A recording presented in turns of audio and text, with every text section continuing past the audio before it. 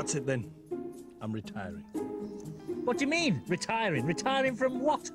International broadcasting. You're kidding. No.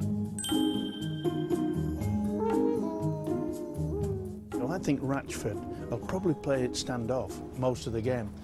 Gidley may go to the centres. Even though Ratchford's played full-back all year. Is that what you're trying to tell me? In 1988, on the Great Britain Lions Tour of Australia, the Eddie and Stevo partnership began. We were transmitting back home to England for the very first time. 2 years later, the satellite TV revolution began. Stevo joined the Sky team, and as they say, the rest is history. Well done, son. Congratulations. If I get a video call, right? What are you going to do with yourself when you retire? Have a good time. You're going to have a good Yeah. How are you, mate? You must be famous. Are you well? How's it going? Okay. Okay, you? Yeah, can't grumble. Spend millions on the ground and do they put a lift in? No. For us old people. We have been called over these years the hype and tripe of rugby league. We've been called the dumb and dumber of rugby league. We've been called the Stadler and Waldorf of rugby league. But sadly, in 2016, Steve-O, the partnership will come to an end because you're hanging up your microphone for the very last time. Be honest, did you ever think we would survive for 26 years? Oh, no. No way. It's, look, I suppose in many ways people have classified it as like a marriage. I was going to be the bad guy and you was going to be the good guy. You know, you've got the lovely hairstyle and those gorgeous looks and that brutish bulldog effect. I was a bad guy and the ugly one. The pantomime dame. Anyway, we'll move on. Let's just talk about your two greatest achievements, the World Cup and winning the championship with Dewsbury. First of all, 1973 with Dewsbury. I mean, for goodness sake, you came from 8th, you beat Leeds in the championship final. I mean, how on earth did that happen? I think it came about, we were progressing through the previous 4 or 5 years. And here at Oxford, Dewsbury chasing a trophy after one of their best seasons in rugby league football against Leeds in white shorts, blue and gold. A whole lot of internationals there against almost a homespun Dewsbury team playing in red, amber and black. We had a great team spirit. I was the only international in the side, but it was that team spirit and that amazing sort of cooperation with everybody. We just enjoyed it. And we had so many moves. It was unbelievable. Runarounds, angle, this, that and the other, and egg and bacon, fried egg, I can't remember them all now. But I think we stunned the opposition. Earlier in that season, we'd played Leeds at Oxford Stadium in the Yorkshire Cup final. They beat us by 30-odd points. We just were not at the races. So everybody thought they were 10-1 on. They gave us no chance whatsoever. And we finally beat them. And I was confident that we would win because we created even more moves. There was one where I had to do a runaround twice. And that's very risky. You put your body on the line, especially your head. And I remember the first time we did it, and we scored. He's in simply for a try. Well done, Mick Stevenson to Alan Agard. Another Stevenson creation. I scored. Dewsbury looking good now. Nigel Stevenson inside to Mick Stevenson. Robbie near enough to the post. A good try indeed. Then I scored another in the second half. Mick Stevenson, can he go on his own? He's running in a wide open circle and he scored a try. This fella Stevenson, a fantastic footballer. And then Nigel Stevenson scored. Mick Stevenson, dummy half. Oh, it's a good one. It's a good one. Nigel Stevenson. And believe it or not, we kept looking at each other and said, we're winning. And we win. And I'd been ill all that week. I suffer from asthma, bronchitis. So I didn't train with the lads all week before that final. In fact, we had a little bit of a run out on the Saturday morning of the final. But everything clicked. I was very fortunate. They made me man of the match, and history was made. It was fantastic. It was fantastic. There weren't many smiles from you, I must say. I mean, you did have hair in those days, but when, when you scored one or two of those, well, both of those tries, there wasn't a real smile. And when you lifted the cup afterwards, there wasn't a smile. Is there anything Yeah. You can tell me about that? Well, Jim Greenall was our physiotherapist, a great guy who now lives in Australia. And I said to Jim, I said, we're going to win. I said, so could you do me a favour? And I've wrapped my teeth in a handkerchief.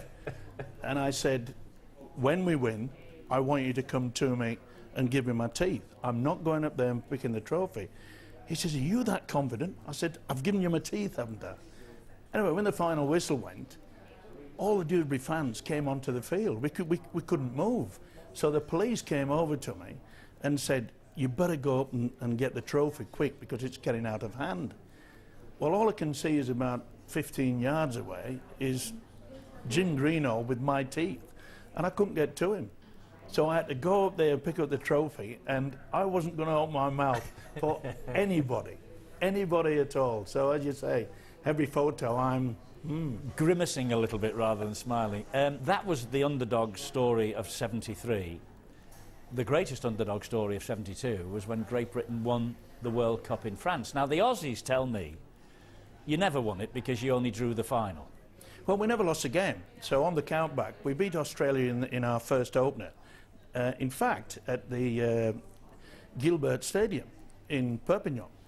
And that has been built up, of course, but I can remember it fondly. We were in the tunnel, and at that time they wouldn't let us out because the French, they have to have the brass band and everything. So the opposition was within touching distance, and Terry Clausen was a prop. And those days, and which we brought back since, is that you captain leads and you go 1, 2, 3, 4 in your order of your number. So Terry Clausen had 8, I had 9. And when we looked across, there was this huge fella, massive build, about 6'4", and he looked as strong as a prop forward. And when he turned around, he had a number 2 on his back. He was a winger. His name was Mark Harris. He was, and probably the ugliest man I've ever seen. And I've seen a few, I can assure you. And I remember turning to Terry, tapped him on the shoulder, and I said, Terry, I said, have you seen the size of the winger? And he looked at him, and he just shouted, he said, can you turn round, mate? And he showed his number 2, and he said, you're right, it's a bloody winger. He said, what's Forrest Barnaby like? And we beat them.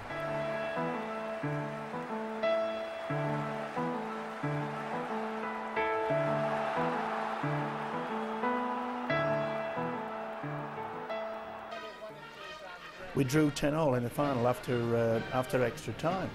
I think it was about 8 minutes left, and Brian Lockwood, who I'd played with Yorkshire as well, and I said to Brian, I said, look, run straight across and swoop the ball back in. I'll come back on the inside, of which he did. Great ball handler was Brian. And they pulled the defence across, flipped the ball back inside to me, and off I scooted. Inside, it's in the try! Stevenson! Now, it was a football pitch, and as I crossed the line, I saw another line. I didn't realise, I thought it was a dead in goal line. So as soon as I passed it, I put the ball down straight away. And we're all celebrating, and Clive Sullivan, the late Clive Sullivan, who was the captain, came over and said, Stevie, why didn't you put the ball underneath the sticks? I said, I saw a line, and if you see any sort of footage of it, you'll see that there's 2 lines. So I panicked. Anyway, Clausen just said, stop worrying. He said, I'll kick this in my slippers, and he did. We played 15 minutes either way each time, but we knew, because we had not lost 1 game. So that meant on countback that if we drew, we'd win. And I don't give a monkeys about what people say. Well, you never beat them. I said, we beat them in the first one. We never lost. And I keep looking at the medal and I think, yeah, it's a winner's medal. It's not a draw-on medal. It's a winner's medal. It was against all the odds. Even our own journalists in this country said, you know, we got no chance. You know, the way they were talking, you know, all the Aussies had hands like cornflake packets, and they looked the part, but they didn't play the part. I mean, there's some great players: Beatson, Fulton, Langlands, some wonderful, wonderful players out in there. But you know, it wasn't a case of they had an underrated side. They were odds-on favourites.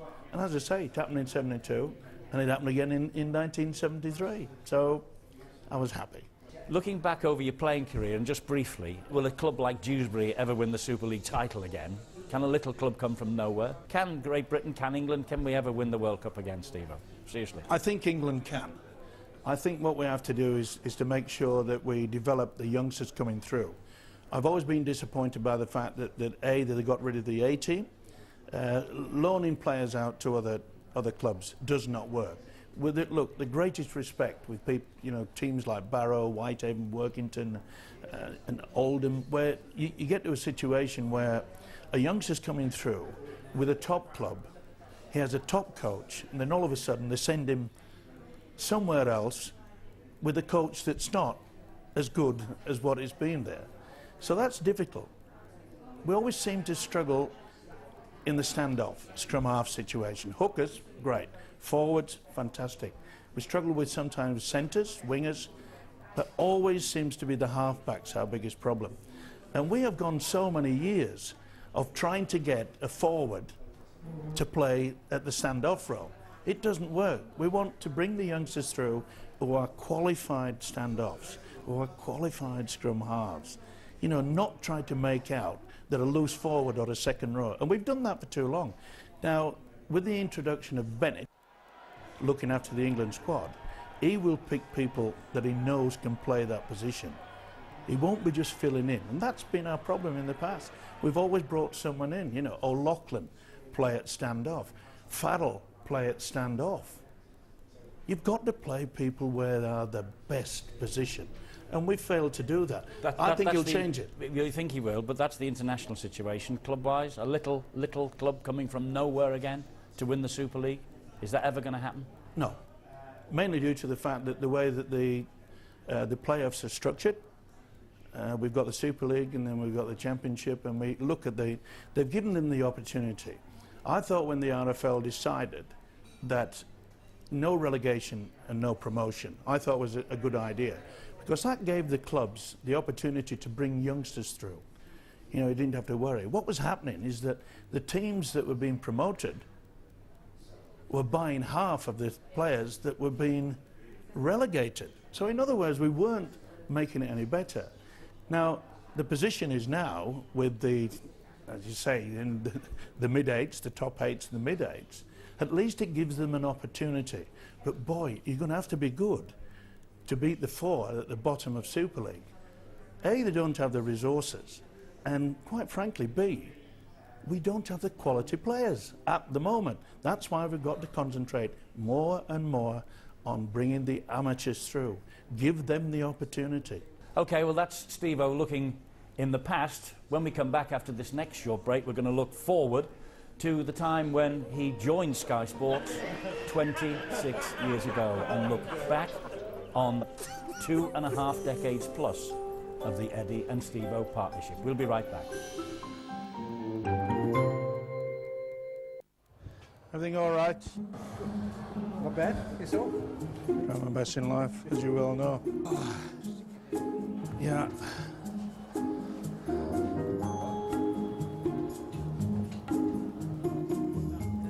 For 26 years, he and I have been doing this. When he moved to Australia in the 1970s to play for Penrith, he intended to stay there, but then fate intervened. How's that? I am down. We were looking for somebody to sit alongside me in the commentary box, and in a big league magazine, up popped this advert that you were bringing a supporters tour over to the 1990 Kangaroo Tour. And I went into the office and said, Steve-o's on his way over, why don't we give him a go? You came for 6 weeks, you've been here for 26 years. Are you never going home? Well, I think my family are hoping that eventually I'll make it.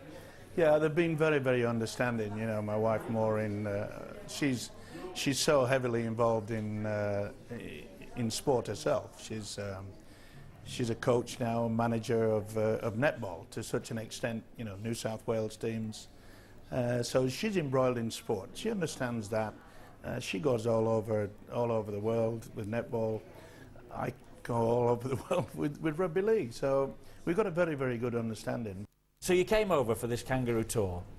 And you made such an impression that Sky decided to offer you a contract, and that you stayed then for 1990, the domestic season, 91, 92, and so it's gone on. Can you remember the first game you ever did for us? I can. It was the St Helens Australia versus game Australia on at the tour. Knowsley Road. Yeah. And that was a catastrophic start because St Helens got smashed, and we thought to ourselves, how on earth are we going to keep this going for the next 6 or 7 weeks? But we did, didn't we? We certainly did, and I thoroughly enjoyed it. I remember we did a promo for it, and I remember the old St Helens ground. It was a very, very high tunnel, walled tunnel, and quite frankly, you and I couldn't virtually go, and I remember bumping into each other. Side by side, we're supposed to we laughed that much that they never used it. It was impossible. They couldn't, because we just could not look. We could not look into the camera, say what we're supposed to say. All we did was just laugh at each other. And I thought, well, here is a guy that's got a lot of fun about him. Okay. I soon found out that you dye your hair, and I knew that I couldn't get too close to you, because if you turn quickly you might poke my eye out with that big nose of yours. But we seemed to get on exceptionally well. Well, I nicknamed the exercise missile last Friday, and he has got him zoned in. Did I hear you right? Was Tuilingi an exercise missile? Tuilingi? Oh, this is getting worse. Well, Stevo, you are absolutely baffling us all. Can you tell me, please, what on earth is an exercise missile? Well, it starts with a bike. We're having trouble with the microphone. Sorry. Looks like James Bond, doesn't it, the genome's bit? Which version of James Bond are you talking about? The Scottish bloke. Sean Connery. Have a look. There's the Sean Connery lookalike, says Stevo. Okay. There were some tremendous games in the winter, weren't there? I mean, did you ever think for 1 minute that things would switch to the summer the way they have? Well, I was hoping, because I think we did three or four seasons where I was having to come over to the cold in England. At the same time, it was summer in Australia. So I was always keen to make sure that, and you know as well as I do, that I remember one day we were at Oldham, it was snowing, sleet and everything. We're under an umbrella. And Maurice Lindsay was head of Rugby Football League at the time, and I said, Maurice, it's about time you did something to get rid of all this. I mean, it was awful conditions. And then, of course, within 12 months, that's what happened. You know, the great takeover, the Murdoch Super League was formed, and I thought it was fantastic. And I think that Rugby League should feel thankful of the fact that our company stuck its neck out and helped and put in a lot of money, because at that time most of the clubs, they were in deep debt. It wiped the debt and we created Super League. And I don't think, when you reflect back on it now, that the fans can't say that it was not a success. I think it's been marvellous. And yet in the early days there were talks about mergers. Warrington and Widnes were going to be merging. The teams in Cumbria were going to be merging. Castleford, Dewsbury Batley were going to be called West Riding with Huddersfield. Yeah. It was a nonsense, but they all stuck their hands up for it 1 week and then they turned it down the next, but there was more money in the pot then. Well, they knew that they couldn't refuse the money. Simple as that. It salvaged the game. Then they started to think, well, are we going to spend the money? Now, I know that in the early negotiations, the contract stated a certain percent had to go to ground development, a certain percent had to go to junior development. The clubs forgot all about that and just splashed it out on the players. Fair play to the players, dearie me, they were getting paid very, very well. And of course, on top of that, full-time professional. So in effect, the money did affect it, and we really should have concentrated on the development of juniors, which I think we're very, very lax at this point in time. We have to really work hard and bring it through. I'm the president of the Shawcross Boys Club, and we struggle to get finance, to keep and give the opportunity to young kids that want to play the game of rugby league. We shouldn't have to scrape. We should have so much amount of money. Any player that goes from amateur to a professional club should be paid to that club a nice arrangement, not just a few £100. It has to change. We all have to get behind each other, and then we will make our game even better. The problem is that the clubs who are striving for success in the Super League see the finished product in Australia, from whence you came, and they bring them across, and they pay the money to bring them across, bring their families across, pay them good money to play in the Super League, because they are the finished product. They are, the clubs believe, the diamonds. They don't have to work on making the juniors and the youngsters of this country the diamonds that they believe they're signing from Australia. There's the nub of the problem, surely.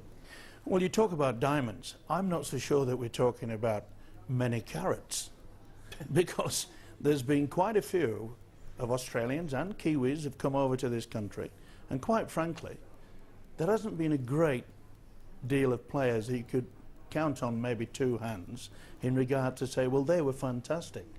I'm afraid we've taken some second-raters for so many years. And that was brought about also by the fact that we had relegation and promotion. Because as soon as you realise that the club was in that relegation effort, they used to spend money willy-nilly. We'll go down and get Australians, we'll go down and get New Zealanders. Because every coach worth his salt did not want to be the one that took the club down and be relegated. So they'd spend on what I call average Australian players. And when you look through the list, there's not many greats have come over here. And you can say that about the coaches as well. Do you know, when you look through Super League, and even before that, there's only one that I can remember, an Australian coach that has come from Australia having won the premiership down in Australia. And that was John Money. All the rest, through all those years that have come over here, they never left Australia with that on their CV saying, I have won a premiership. I may be wrong, but I think you'll find that John Money took over from the great Jack Gibson at Parramatta, and he won it that following year. And then, of course, he found himself over to Wigan. But you look all through the coaches. So I don't think we're getting many diamonds. And if we do, there's not many carats in them. What do you say to the people who believe that it should be first past the post in terms of the championship, that should be 2 up, 2 down in terms of relegation? Load of rubbish. Simple as that. Absolute rubbish. And I think that the top 4 is ideal. I really do. I think the top 4, they've earned it. Give them the opportunity. 1 and 2 get the home fixture, which is right. So if you're good enough, you should go to Old Trafford. And the best team on the day. And relegation is now back. So I suppose the wheel has almost come full circle, hasn't it? But it's difficult for the clubs in the lower divisions to make that step. We found it difficult last year. Not one of them got anywhere near. We're fortunate now, Leeds will make it. And they've spent big. But that's only one. There was none last year. Well, you've always been forthright in your views, and you're forthright there about players and coaches from Australia. And you've also, of course, upset a lot of people who stand on the terraces and pay their money. You've also upset a lot of people who work alongside you and hand you the microphone from time to time. How do you cope with that? How do you live with the fact that people probably don't like you that much? Oh, I'm sure there's plenty. The mere fact that I'm retiring, which I made quite clear at the start of the season, I've probably had more people shake my hand and say, oh, you know, I hope we have a good retirement. And I think underneath they're thinking we've got rid of him. It's as simple as that. It's never, ever worried me because of one thing. I said it earlier. What I see is what I discuss. It is my opinion. I don't make it up. As far as I'm concerned, why should I tell a lie? So therefore, I know inside I am telling the truth. Truth to me. If people out there don't like it, that's their problem. Certainly not mine. A lot of people say that I'm controversial because I just want to be controversial because you're on television, etc. and so forth. That is not the case. If I often get, you know, families, mums and dads, they'd say, you know, you really bagged my son the other day, and that's not right, and this, that, and the other. And I say, well, did you not watch the game? Well, yeah. I said, well, did he not take the eye off the ball, or did he send a poor pass, or did he miss a tackle? What do you want me to do, make excuses for them?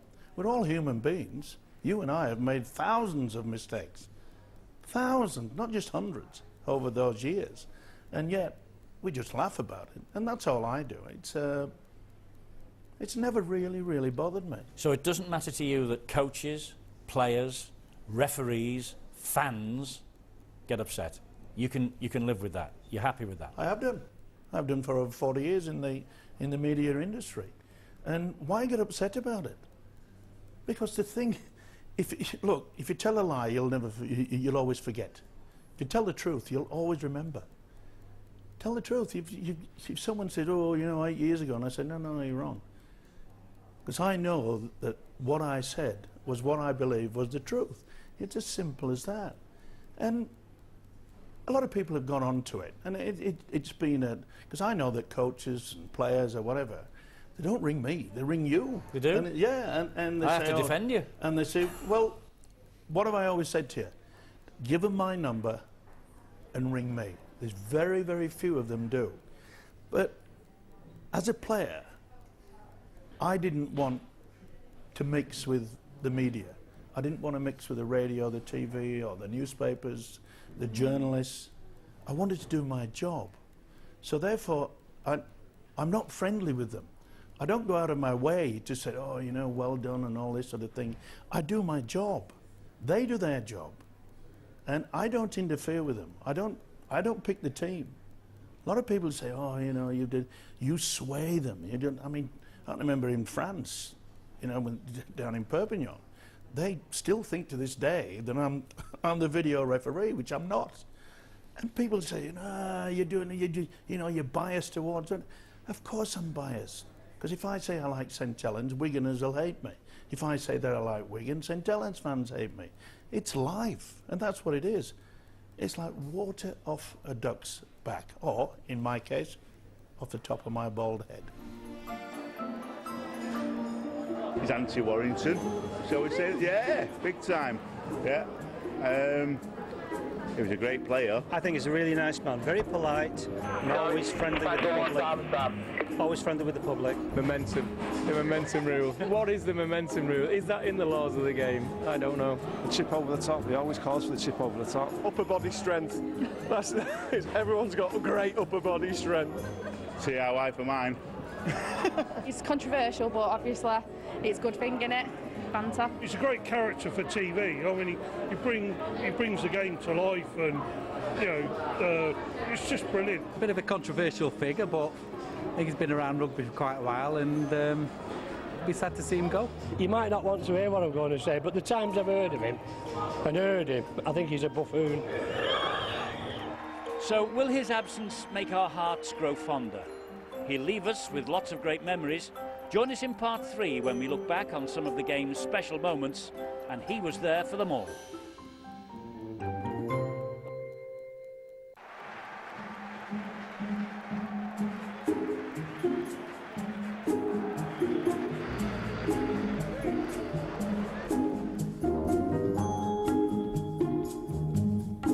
What do you say? Steve-O's retiring?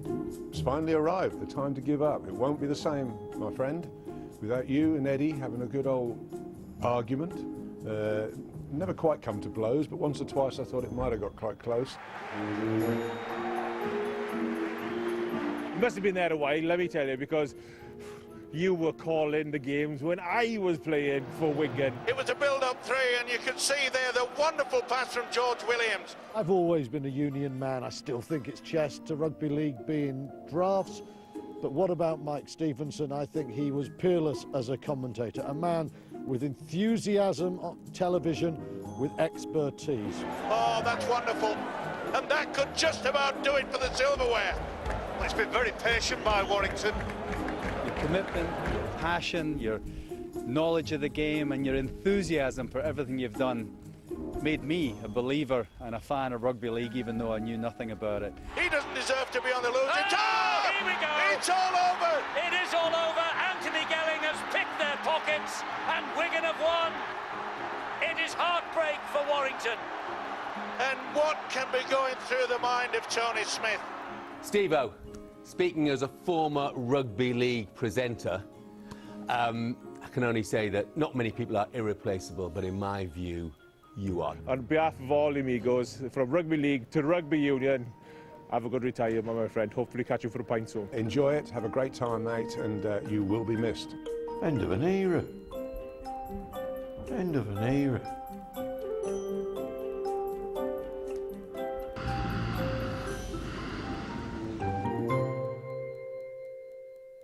Memories are made of this. Come on, it's your not to sing, but it's your turn now to try and just jog a few memories of some of the great games that we've watched, some of the great grand finals.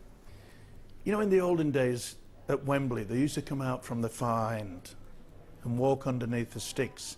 The two teams went through like that. And we reproduced that at the grand final. Rockets going off as the two teams and the coaches come out. The tension is wonderful. The excitement is great. It's just a wonderful feeling. I don't think you could go past the first one. What an atmosphere! What a night! That first game, I can remember Jason Robinson shimmying through. It was a tight game, and it scored underneath the sticks, and the excitement that it generated. This is Radlinski. Great tackle from Brad Godden. Beautiful play there by the Australian centre. He was not going to be kidded by Radlinski coming on the angle. Robinson! Robinson, what a try! Billy Wears with a try under the sticks. They said it wouldn't work, you know, the grand final. They said that the Saturday night, under lights at Old Trafford would kill the game. Can you believe that? There's a lot of things that people have said that, you know, we shouldn't do and we should do, and we didn't do this and we didn't do that. But the fans have a right to either complain or whatever. I hope to see continue to do that because it keeps the RFL on their toes. We've changed, introduced, you know, the big screen and things like that. It's brought another dimension to the game of rugby league. This is the start of European Super League. Paris Saint-Germain will take on Sheffield Eagles. All the formalities just about finished.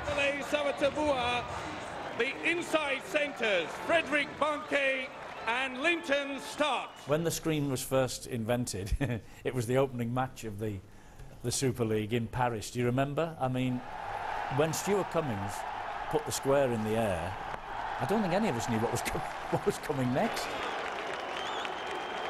Referee calls for the screen. He wants to have a look at the replay before making the decision. Well, I thought he was ordering a pizza at the first. I mean, we were laughing about it, but it's turned out to be an absolute fantastic addition to our game. Watch the decision.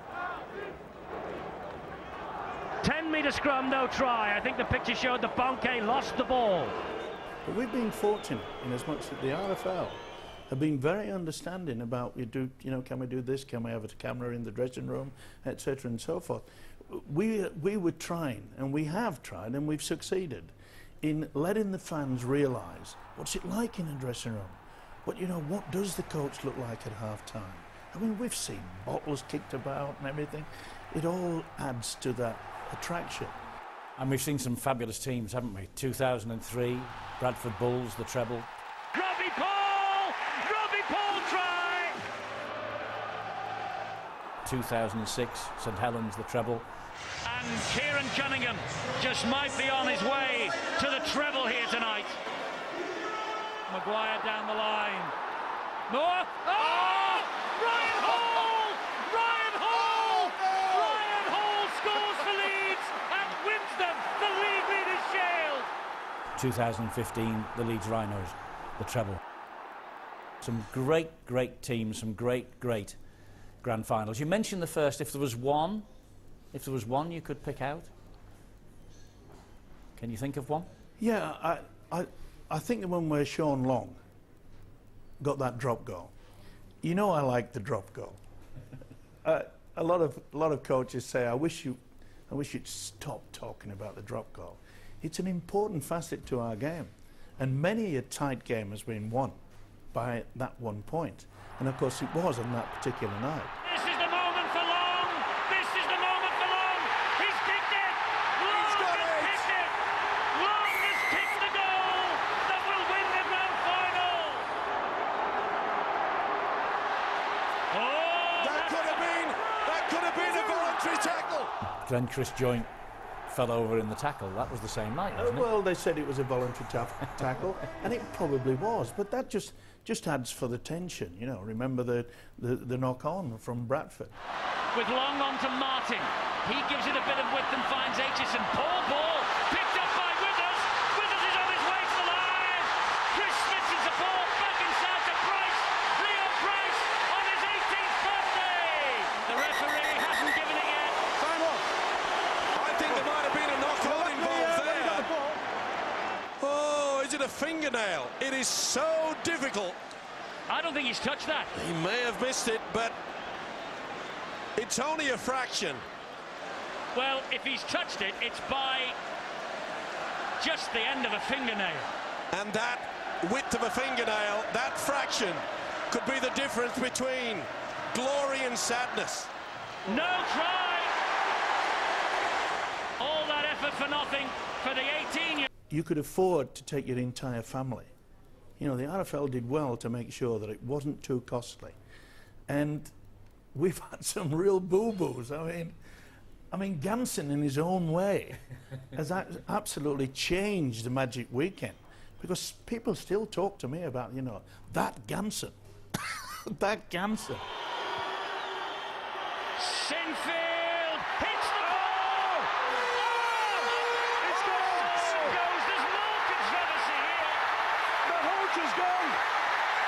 Was the ball down or not? It was!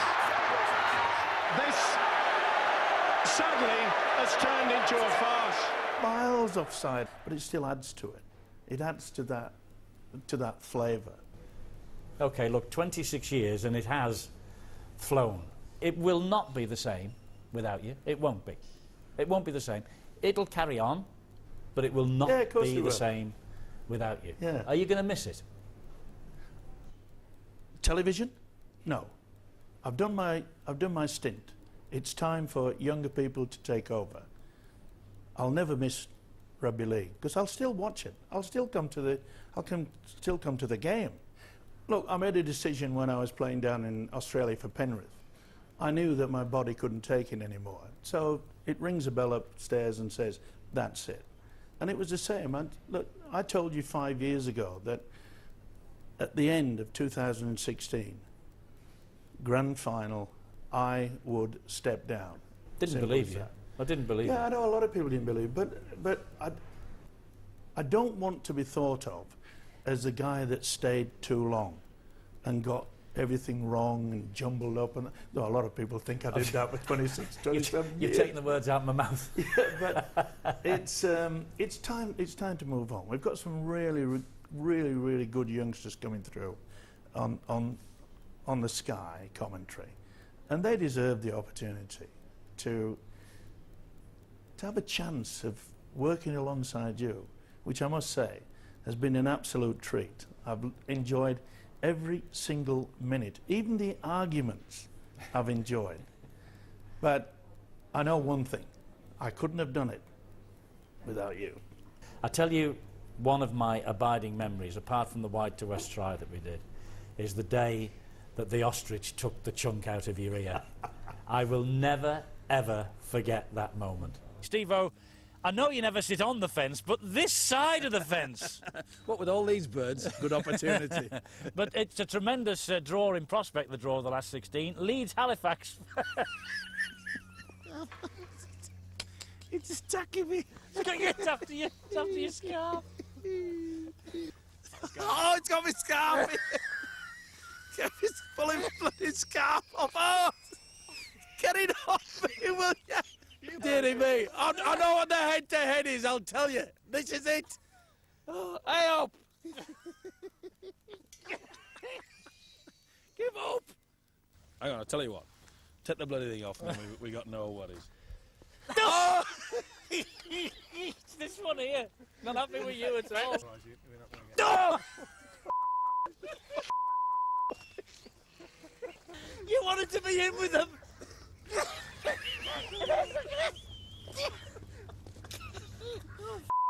Took me ear off.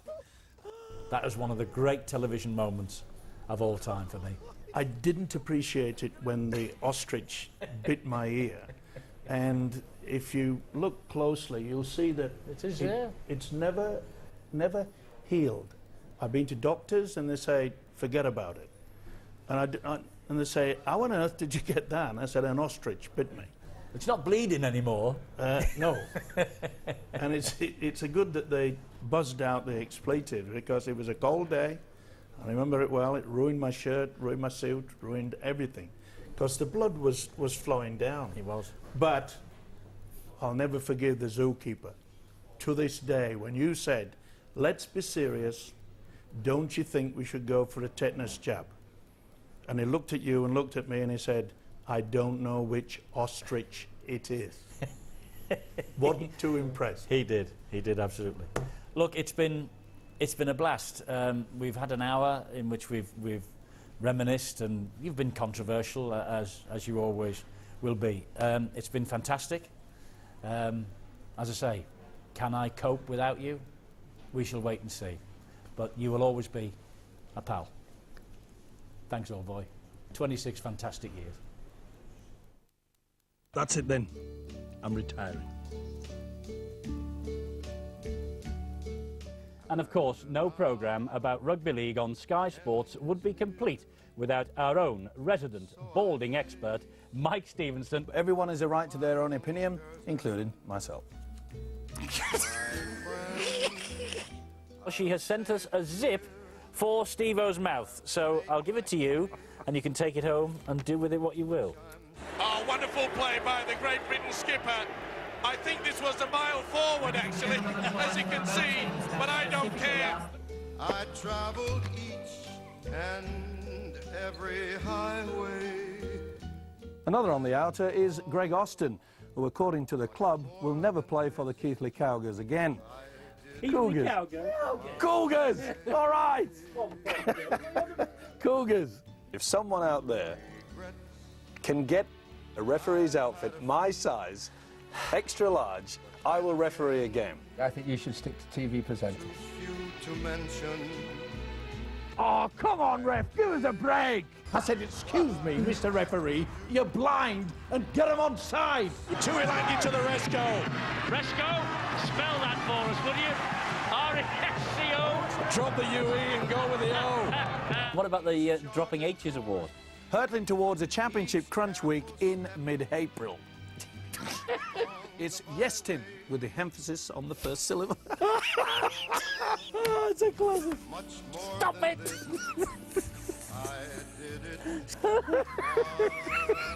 I've gone. We've gone. We're in trouble here. I'm telling you now. I'm sure you knew. Cunningham Club. Is that the teeth gone? Certainly is. Top Ted's getting excited. Where's his cloak? All was missing was Lewis Lane. Or is it Lois? It was Lewis. You often talk about limpid mine defence. They're all over them. You just made that up. Of course I've just made it up. He's made a career out of that, and I've just made that up. Let's have a restructuring and let's stick with it. Actions speak louder than words. Are you a shady character? Well, I've always been accused of being controversial. I think I've got enough trouble working with you.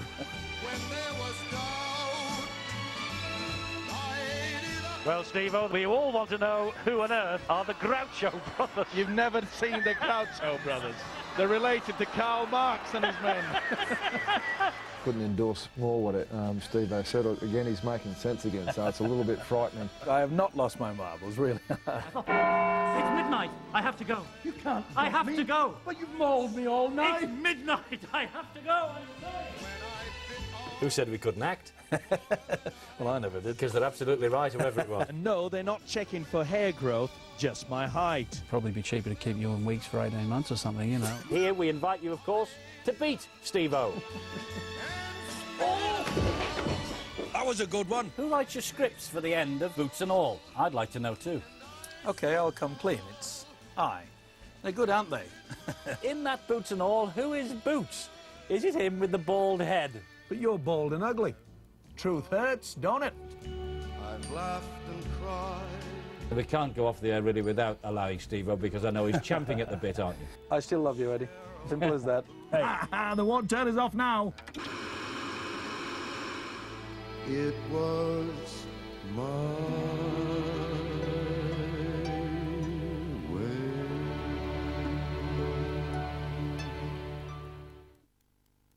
Enjoy Sky Sports Live.